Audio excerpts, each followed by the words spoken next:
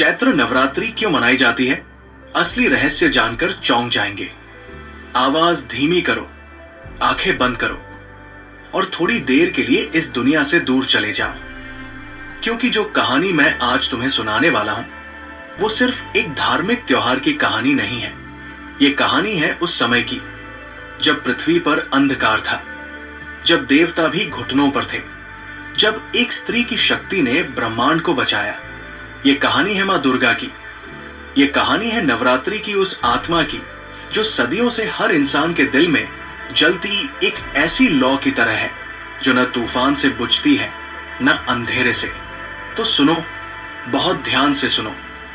नमस्कार प्यारे दर्शकों, मैं अर्जुन एक बार फिर और एक नया वीडियो लेकर आपकी सेवा में उपस्थित हुए हैं। आज की कथा अत्यंत ज्ञानवर्धक और प्रेरणादायक है। कथा शुरू करने से पहले आपसे एक विनम्र निवेदन है। शास्त्रों में कहा गया है कि अधूरी छोड़ी गई कथा दुख और पाप का कारण बनती है, इसलिए इसे अंत तक अवश्य सुने। और अगर आप अपनी मां से सच्चा प्रेम करते हैं तो इस वीडियो को लाइक करें, हमारे चैनल को सब्सक्राइब करें और कमेंट में मां लिखकर अपना समर्थन दें। तो आइए बिना किसी विलंब के आरंभ करते हैं आज की प्रेरणादायक कथा। कोई हजारों साल पहले की बात है। महिषासुर एक महाशक्तिशाली दानव था। उसके पिता रंभासुर थे जो खुद एक पराक्रमी असुर थे। लेकिन महिषासुर में जो था वो सिर्फ शक्ति नहीं था, उसमें था एक अहंकार, एक जिद, एक ऐसी भूख जो कभी नहीं भरती। उसने सोचा, अगर मुझे सबसे ताकतवर बनना है तो मुझे ब्रह्मा जी से वरदान लेना होगा। वो हिमालय की सबसे ऊंची चोटी पर गया। वहां उसने कठोर तपस्या शुरू की। दिन बीते, महीने बीते, साल बीते। महिषासुर ने न कुछ खाया न कुछ पिया। वो सिर्फ एक पैर पर खड़ा था, आंखें बंद, माथे पर सूरज की आग, पैरों के नीचे बर्फ की चट्टानें। देवता उसकी तपस्या देखकर घबरा गए। उन्होंने ब्रह्मा जी से कहा, हे प्रभु, इस दानव की तपस्या रोको, इसे वरदान मत दो। लेकिन ब्रह्मा जी बोले, जो सच्चे मन से तपस्या करता है उसे वरदान मिलना ही चाहिए। यही सृष्टि का नियम है। और एक दिन ब्रह्मा जी प्रकट हुए। महिषासुर ने आंखें खोली। उसके सामने चतुर्मुखी ब्रह्मा खड़े थे जिनके चेहरे पर वात्सल्य था। ब्रह्मा जी बोले, वत्स, तुम्हारी तपस्या से मैं प्रसन्न हूं। मांगो, क्या चाहिए तुम्हें? महिषासुर के होठों पर एक मुस्कान आई। वो मुस्कान जो जीत की नहीं थी, घमंड की थी। उसने कहा, हे ब्रह्मा, मुझे ऐसा वरदान दो कि मेरी मृत्यु किसी पुरुष के हाथों न हो। न देवता मुझे मार सके, न मनुष्य, न यक्ष, न गंधर्व। मैं अमर हो जाऊं। ब्रह्मा जी ने एक पल रुककर उसे देखा। उनकी आंखों में एक गहराई थी, जैसे वो जानते हो कि ये वरदान एक दिन इस दानव के लिए ही कारण बनेगा। उन्होंने कहा, तथास्तु, और वरदान दे दिया। लेकिन महिषासुर ने एक बात नहीं मांगी। उसने किसी स्त्री से रक्षा नहीं मांगी।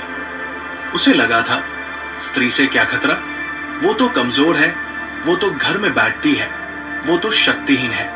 यही उसकी सबसे बड़ी गलती थी। यही उसका अहंकार था और यही अहंकार उसके विनाश का बीज बन गया। वरदान मिलते ही महिषासुर जैसे एक अलग ही इंसान बन गया। उसके अंदर एक आग जल उठी, एक अजीब नशा, एक ऐसा भ्रम कि अब वो सब कुछ कर सकता है। उसने अपनी सेना तैयार की। लाखों असुर योद्धा, महाकाय, भयानक, क्रूर। उसने हर दिशा में अपनी सेना भेजी। पहले उसने पृथ्वीलोक पर कब्जा किया, फिर पाताललोक, फिर उसकी नजर स्वर्ग पर पड़ी। इंद्रदेव स्वर्ग के राजा थे। उनके पास अमरावती थी, देवताओं का वो नगर जहां हमेशा वसंत रहता था, जहां हमेशा फूल खिलते थे, जहां हमेशा संगीत गूंजता था। महिषासुर ने स्वर्ग के द्वार पर दस्तक दी। इंद्र ने अपनी सेना को रोकने के लिए भेजा। देवताओं ने पूरी ताकत लगाई। इंद्र ने खुद अपना वज्र उठाया, लेकिन महिषासुर अजेय था। वरदान की ताकत से उसने देवताओं को धूल चटा दी। इंद्र का वज्र टूट गया, वरुण देव का पाश कट गया, अग्नि देव बुझ गए, यम देव पीछे हट गए। और फिर वो पल आया जो देवताओं के लिए सबसे दर्दनाक था। महिषासुर अमरावती के सिंहासन पर बैठ गया। इंद्रदेव को अपना सिंहासन छोड़ना पड़ा। देवता स्वर्ग से निकाले गए। वो जो कभी अमरावती में रहते थे, वो पृथ्वी पर मनुष्यों की तरह भटकने लगे। ये अपमान था। ये सिर्फ शक्ति की हार नहीं थी, ये धर्म की हार थी, ये न्याय की हार थी। और जब धर्म हारता है, जब न्याय रोता है, तो एक ही आवाज उठती है, मां की आवाज। देवता भटक रहे थे। इंद्र, वरुण, यम, ब्रह्मा, विष्णु, महेश सब एक साथ थे, लेकिन सब असहाय थे। इंद्र के चेहरे पर आंसू थे। वो आंसू राजाओं के नहीं थे, वो एक ऐसे बेटे के आंसू थे जो घर से निकाल दिया गया हो। सभी देवता हिमालय की ओर चले, त्रिदेवों के पास पहुंचे। ब्रह्मा, विष्णु और महेश एक साथ बैठे थे।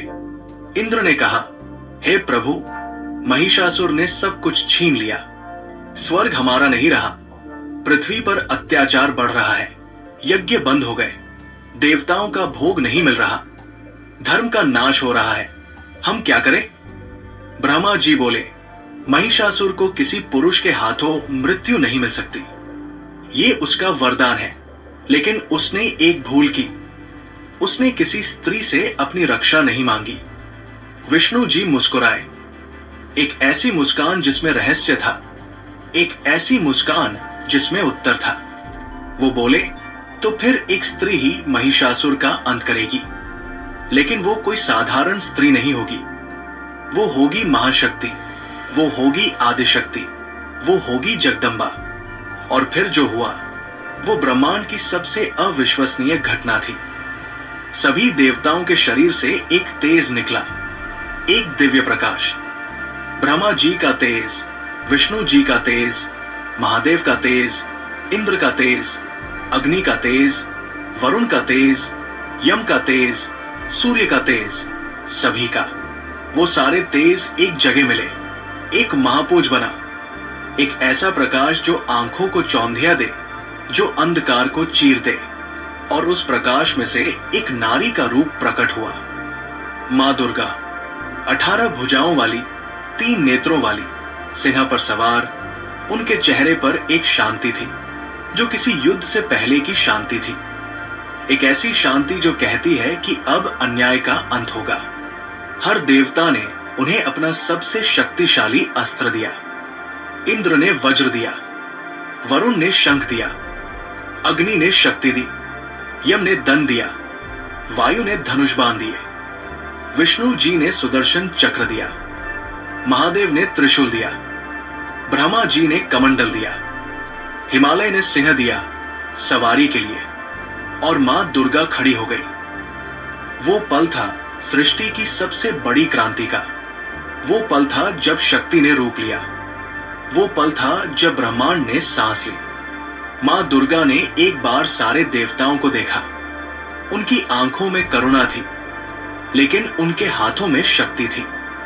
वो जानती थी कि जो रास्ता आगे है वो आसान नहीं है। वो जानती थी कि जो होना है उसमें रक्त बहेगा, धरती कांपेगी, आकाश हिलेगा। लेकिन वो ये भी जानती थी कि अन्याय को रोकना होगा। महाशक्ति ने युद्ध का बिगुल बजाया। उनकी सिन्नाद ऐसी थी कि तीनों लोग कांप उठे। महिषासुर अपने सिंहासन पर बैठा था। उसके पास आया एक दूत, घबराया हुआ, सांस फूल रही थी। दूत ने कहा, महाराज, एक स्त्री ने युद्ध की चुनौती दी है। महिषासुर हंसा, एक ठहाका जो स्वर्ग तक गूंजा। उसने कहा, एक स्त्री? क्या मजाक है ये? जाओ, उसे कह दो कि मेरे साथ विवाह कर ले, युद्ध क्यों करे। दूत ने कहा, महाराज, वो कोई साधारण स्त्री नहीं है। वो सभी देवताओं के तेज से बनी है। 18 भुजाएं हैं उनकी। सिंह पर सवार है वो। महिषासुर ने एक बार और हंसा, लेकिन इस बार उसकी हंसी में थोड़ी घबराहट थी। उसने अपने सेनापतियों को बुलाया। उसने कहा, जाओ उस स्त्री को पकड़ कर लाओ। और युद्ध शुरू हुआ। ये वो युद्ध था जो 9 दिनों तक चला। हाँ, 9 दिन। और यही 9 दिन नवरात्रि बने। यही वो 9 रातें हैं जो हम आज भी मनाते हैं। आओ एक एक दिन को जीते हैं, एक एक रूप को समझते हैं। पहले दिन मां दुर्गा ने शैलपुत्री का रूप धारण किया। शैल यानी पर्वत, पुत्री यानी बेटी। वो पर्वतराज हिमालय की पुत्री है। सफेद वस्त्र, हाथ में त्रिशूल, माथे पर चंद्रमा, नंदी बैल पर सवार। शैलपुत्री शक्ति की नींव है। जिस तरह पर्वत स्थिर रहता है, तूफानों में भी नहीं हिलता, उसी तरह मां शैलपुत्री हमें स्थिरता देती है। पहले दिन महिषासुर की सेना का पहला दस्ता आया। हजारों असुर, भयानक, विशाल। मां ने त्रिशूल उठाया और एक ही वार में सेना का पहला दस्ता धूल में मिल गया। महिषासुर के सेनापति ने देखा और उसके पैरों तले जमीन खिसक गई। दूसरे दिन मां ने ब्रह्मचारिणी का रूप लिया। सफेद वस्त्र, हाथ में जपमाला, हाथ में कमंडल। ब्रह्मचारिणी यानी जो ज्ञान और तपस्या में लीन हो। यह रूप हमें बताता है कि सिर्फ शक्ति काफी नहीं है, ज्ञान भी चाहिए, धैर्य भी चाहिए। दूसरे दिन महिषासुर ने अपने सबसे चालाक असुर को भेजा जो माया जाल बुनता था। लेकिन मां ब्रह्मचारिणी के ज्ञान के सामने माया टिक नहीं सकती। वो असुर पराजित हुआ। तीसरे दिन मां का रूप था चंद्रघंटा। माथे पर अर्धचंद्र जो घंटे के आकार का था। 10 भुजाएं, हर हाथ में अस्त्र शस्त्र। चंद्रघंटा यानी जो शांति और वीरता का संगम हो। उनकी घंटे की आवाज से असुरों के कान फट जाते थे। तीसरे दिन एक विशाल असुर आया जो कानफोड़ू शोर से लड़ता था। मां ने अपनी घंटे की आवाज से उसे ध्वस्त कर दिया। चौथे दिन मां का रूप था कूष्मांडा। कूष्मांडा यानी जो ब्रह्मांड को पैदा करे। जब सृष्टि में अंधकार था, जब कहीं कोई प्रकाश नहीं था, तो मां कूष्मांडा ने अपनी हंसी से सूर्य को जन्म दिया था। वो सूर्य मंडल में रहती है, उनके शरीर से प्रकाश निकलता है। चौथे दिन महिषासुर ने एक ऐसा असुर भेजा जो अंधकार फैलाता था। जहां वो जाता, सब काला हो जाता। मां कूष्मांडा के प्रकाश के सामने वो अंधकार टिक न सका। वो पराजित हुआ। पांचवें दिन मां का रूप था स्कंद माता। स्कंद यानी कार्तिकेय, देवताओं के सेनापति। मां स्कंद माता वो मां है जिनकी गोद में कार्तिकेय बैठे हैं। ये रूप हमें मां की ममता दिखाता है, लेकिन जब जरूरत पड़ती है तो वही ममतामयी मां सबसे खतरनाक योद्धा बन जाती है। मां की ममता और मां का क्रोध दोनों असीम है। पांचवें दिन एक असुर आया जो मां को कमजोर दिखाने की कोशिश कर रहा था, लेकिन मां स्कंदमाता ने उसे ऐसा सबक दिया जो उसने सपने में भी नहीं सोचा था। छठे दिन मां का रूप था कात्यायनी। महर्षि कात्यायन की बेटी के रूप में मां ने यह रूप लिया। कात्यायनी वो रूप है जो सीधे महिषासुर से लड़ने के लिए तैयार हुआ। 3 नेत्र, 4 भुजाएं, एक हाथ में तलवार, एक हाथ में कमल, सिंह की सवारी। ये वो रूप है जो क्रोध और शौर्य का प्रतीक है। छठे दिन महिषासुर ने खुद अपनी सेना का नेतृत्व किया। युद्ध भयानक था। पृथ्वी कांपी, आकाश हिला, नदियां उल्टी बहने लगी। लेकिन मां कात्यायनी के आगे महिषासुर की सेना टिक नहीं सकी। 7वें दिन मां ने सबसे भयानक रूप लिया।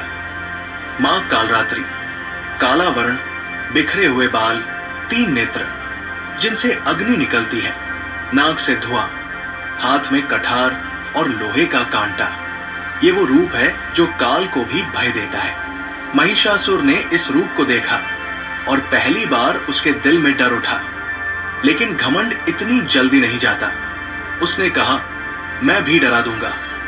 लेकिन मां कालरात्रि के आगे उसका डर भी हार गया। 8वें दिन मां ने महागौरी का रूप लिया। गोरा वर्ण, सफेद वस्त्र, सफेद बैल की सवारी। ये वो रूप है जो शांति का, पवित्रता का, क्षमा का प्रतीक है। ये वो रूप है जो बताता है कि मां सिर्फ दंड नहीं देती, वो क्षमा भी करती है। जो पापी सच्चे मन से माफी मांगे उसे मां महागौरी माफ कर देती है। लेकिन महिषासुर ने माफी नहीं मांगी। उसका घमंड उसे झुकने नहीं दे रहा था। 9वां दिन, अंतिम दिन, मां का रूप था सिद्धिदात्री, वो जो सारी सिद्धियां देती है। अणिमा, महिमा, गरिमा, लघिमा, प्राप्ति, प्राकाम्य, ईशत्व, वशित्व, 8 सिद्धियां। ये वो रूप है जो बताता है कि मां सर्वशक्तिमान है। 9वें दिन महिषासुर अंतिम बार आया।